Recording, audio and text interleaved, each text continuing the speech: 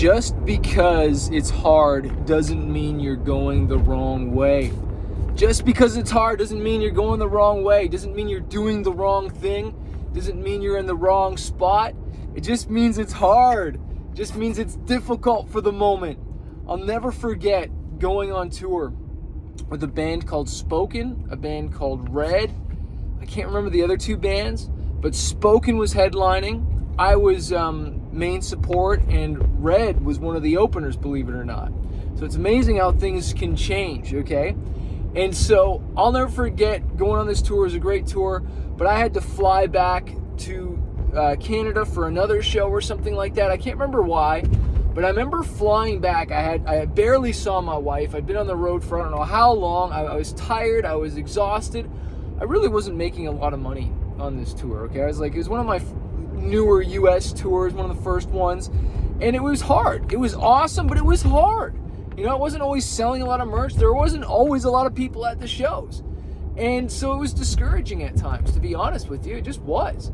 And I remember I flew back to Canada, barely saw my wife, played a show there, and then I literally had to leave the next morning or take a red eye. And I remember landing in New Mexico. I remember that.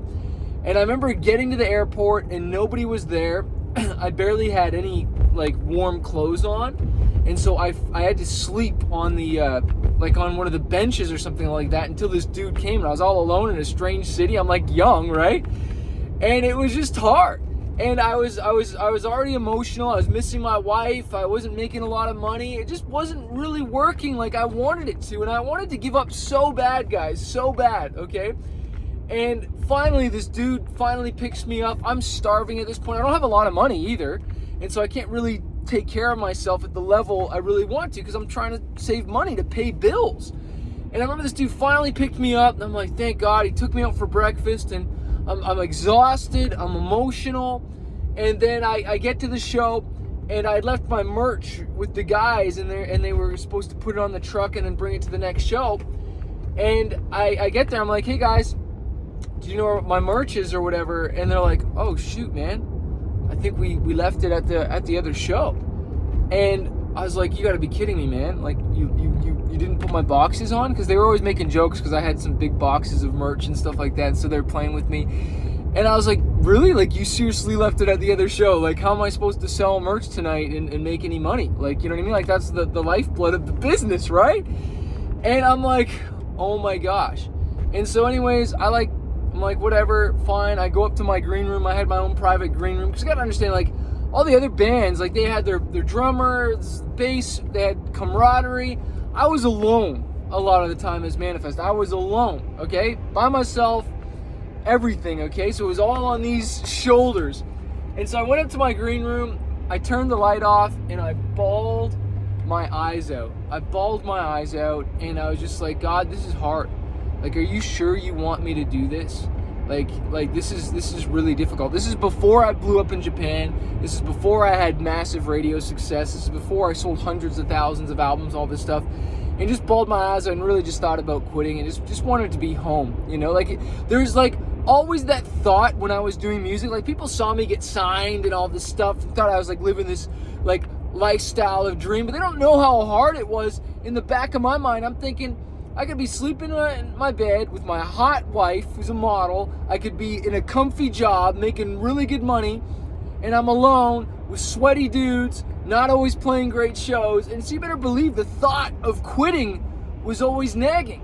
But this is where I come back to it. Just because it's hard doesn't mean it's wrong. It doesn't mean you're going the wrong way. I was going the wrong way. Could I have done it smarter? Could I have done everything better? Yes, obviously. But this is the crazy part. I go downstairs and I start setting up the 3 t-shirts and the few things that I had. And I'm pretty sure it was Randy from Red. I can't remember which one of the twins said, Chris, come here, man. We can't handle it anymore. We got the merch in our tour van. Because I was traveling with Spoken, but Red put the boxes in their merch because I went to the Spoken van. I'm like, where is it, dude? It's not there. And then Red brings me over to their van and we have it, man. We just wanted to play a joke on you. Sorry, whatever. And I'm like, oh my gosh. You guys are so mean, but you're awesome. And I'll never forget, okay, it was funny. And speaking of hard times. I remember playing a show on that tour, and I'm pretty sure Mike, the lead singer of Red, one of the guys, Randy, I can't remember the name of the dude, they always swung their guitars and stuff like that, and smoked Mike right in the back of the head on a show.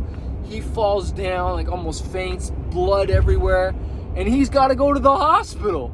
Okay, so like, I'm complaining about losing some merch or whatever. Dude gets freaking,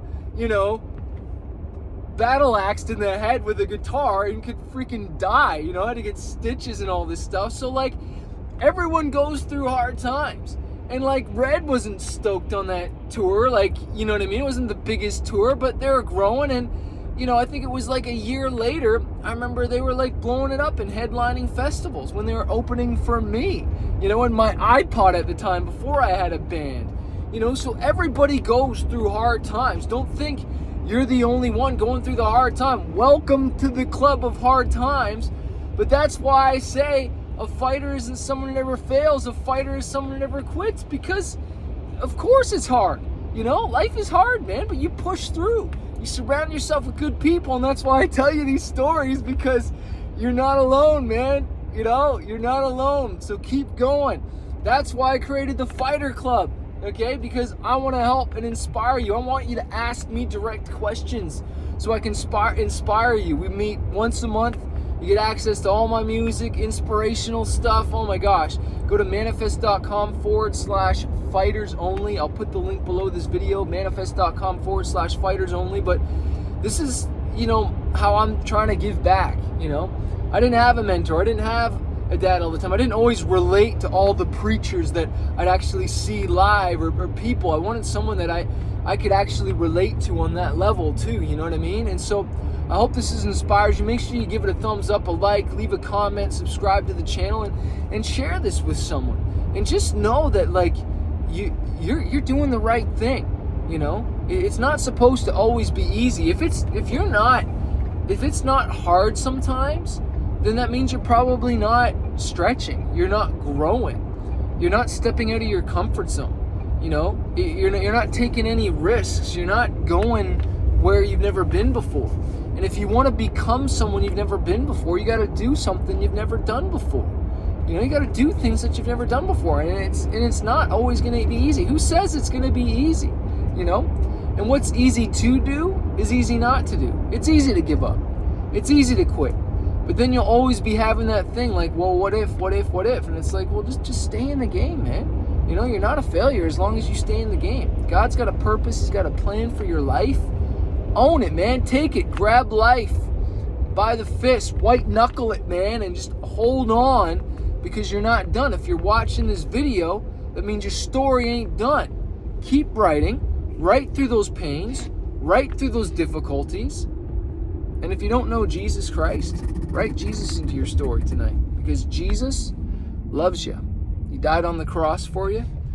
He's God's only Son, forgave us of our sin, and wants to be a part of your life.